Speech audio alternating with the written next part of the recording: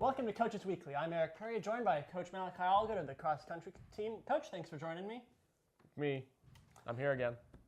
Happy to have you. I'm here. You are. So, this past weekend was regionals, the final cross-country meet of the year. How are you feeling coming out of it? I'm exhausted, man.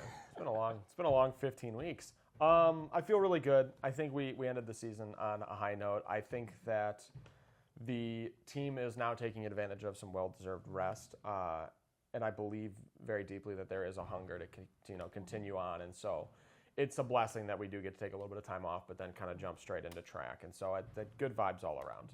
You've talked about how the team has a few weeks off until post-Thanksgiving. Do you take any time off, or are you just jumping straight into planning for track and field season? Well, a lot of the planning is pretty, I would say, repetitive. We try to maintain a very similar structure for the sake of their training. And I've kind of boiled it down to a very quick science that I don't necessarily have to overthink a lot of the stuff early on. So I myself get a little bit of a break, try to regrow some hair. And a lot of the major planning for track especially comes later in December. Okay, gotcha. And then at regionals last Saturday, you had 8 total members have PRs. Is it nice to see that even in right at the end of the season, they're still improving?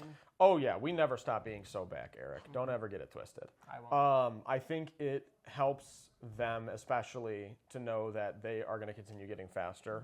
The final meet being one of those cases is a great indicator of that. And I think that even the athletes that didn't PR, the other 7 that ran, were not that they didn't also run good races. I think everybody ended on a high note, PR or not, and it was nice for the half that did PR to kind of have that as a justifiable result at the end of the Saturday meet. Okay, and then how are you feeling about the season as a whole now that it's over?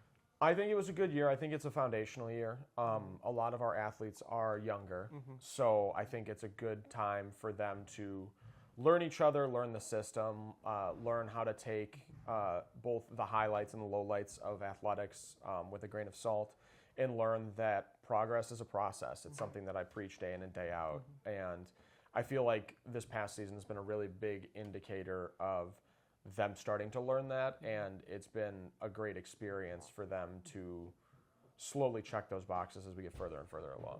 Okay. And then do you think that the returning students you'll have next year, do you think they're in a place where they'll be able to give some guidance and teachings onto the incoming freshmen and transfers? Yeah. I think that's a huge key point, like a cornerstone really of the program is I want to empower them to feel like it's their program. So if they're present, they're working hard. I don't necessarily stop them from providing their feedback and holding each other accountable. I tell them all the time that it's my program, but it's their team. And so even the ones that are going to be second-year students next year have every right to hold their teammates accountable and be held accountable likewise. Okay, and I know it's obviously a long ways off. You got any early plans or goals for the 2025 cross-country campaign? Oh gosh, get faster. Get faster is always the goal. I am just barely figuring out what the schedule's even going to look like. And so right now we are a little bit deeper into just regular old vibe territory. Gotcha. Quote me on that. And we're just trying to compartmentalize everything that's happened and take the good with the bad, Gotcha. I know. I know. Gotcha. All right. Well, Last question I've got for you. Okay. This is the last Coach's Weekly before Thanksgiving. I'm crying. Your favorite Thanksgiving food? Oh, okay. So I've gotten a lot of hate for this. I'm gonna give you my favorite and my least favorite. Oh, okay. So I love green bean casserole. Ooh, goes incredibly hard. Least favorite, worst Thanksgiving food is stuffing. Out of the box stuffing.